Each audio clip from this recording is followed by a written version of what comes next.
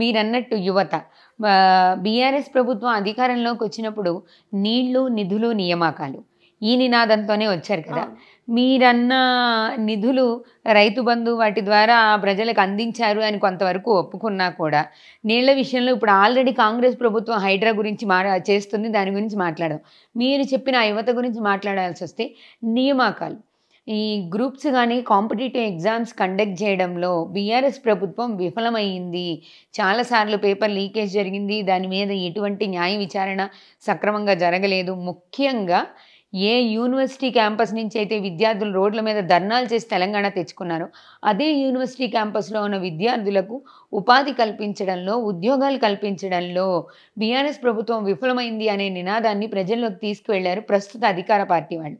మరి ఉద్యోగాలు ఇవ్వడంలో ఎంతవరకు సఫలమయ్యానని మీరనుకుంటున్నారు? ఈరోజు కాంగ్రెస్ పార్టీ చూస్తుంటే ఏదైతే మన బీఆర్ఎస్ పార్టీ గవర్నమెంట్ ఉన్నప్పుడు ఏవైతే నియామకాలు జరిగినాయో ఇప్పుడు వాటినే ఈరోజు పోస్టింగ్లు ఇచ్చి ఈరోజు వాళ్ళు ఇచ్చినట్టు ఫీల్ అవుతున్నారు. వాళ్ళు ఇచ్చినట్టు తెలంగాణ ప్రజల్ని మభ్యపెడుతున్నారు.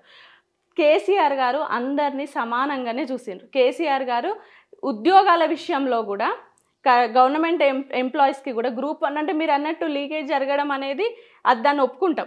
దానికి కూడా కేటీఆర్ గారు బాధ్యత వహించి తప్పకుండా ఎవరైతే ఆ తప్పు చేసిండ్రో దాన్ని న్యాయపరంగా శిక్షిద్దాము అని చెప్పి కేటీఆర్ గారు తీసుకోవడం జరిగింది.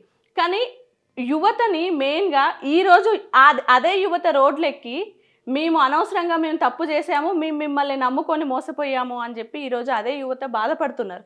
కేటీఆర్ గారు మన డిసెంబర్ 9th తర్వాత ఖచ్చితంగా నేను ఎవరైతే యువత ఉన్నారో వాళ్ళందరితోని మాట్లాడి నోటిఫికేషన్స్ వేసుకొని క్యాలెండర్ మన జాబ్ క్యాలెండర్ అనేది రిలీజ్ చేసుకుందాము అని కూడా చెప్పడం జరిగింది. ఇప్పుడు వాళ్ళు వచ్చి 8 నెలలు అవుతుంది. 8 నెలల్లో మేము ఇచ్చినవి ఏవైతే బీఆర్ఎస్ పార్టీ గవర్నమెంట్ ఉన్నప్పుడు ఇచ్చినవే వాళ్ళు ఈరోజు చూపిస్తున్నారే తప్ప వాళ్ళు ఒక నోటిఫికేషన్ ఇచ్చింది లేదు, ఇప్పటివరకు ఎగ్జామ్స్ కండక్ట్ చేసింది లేదు, వాళ్ళ జాబ్స్ ఏవి లీకేజెస్ అనేది అది గవర్నమెంట్ చేసింది కాదు.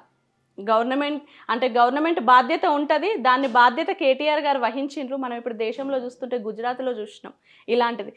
ఎక్కడైనా అంటే పొరపాటు జరగకుండా ఉండాల్సింది కానీ జరిగిన దాన్ని ఏంటంటే వీళ్ళు దాన్నే ఫోకస్ చేసి యువత వాళ్ళ మైండ్ స్పాయిల్ చేసి వాళ్ళని ఈరోజు వాళ్ళు కూడా బాధపడుతున్నారు. వాళ్ళు కూడా రోడ్డెక్కి మేము నిజంగా బీఆర్ఎస్ పార్టీ కేసీఆర్ గారు కేటీఆర్ గారిని ఎందుకు వదులుకున్నామని ఈరోజు వాళ్ళు బాధపడుతున్నారు.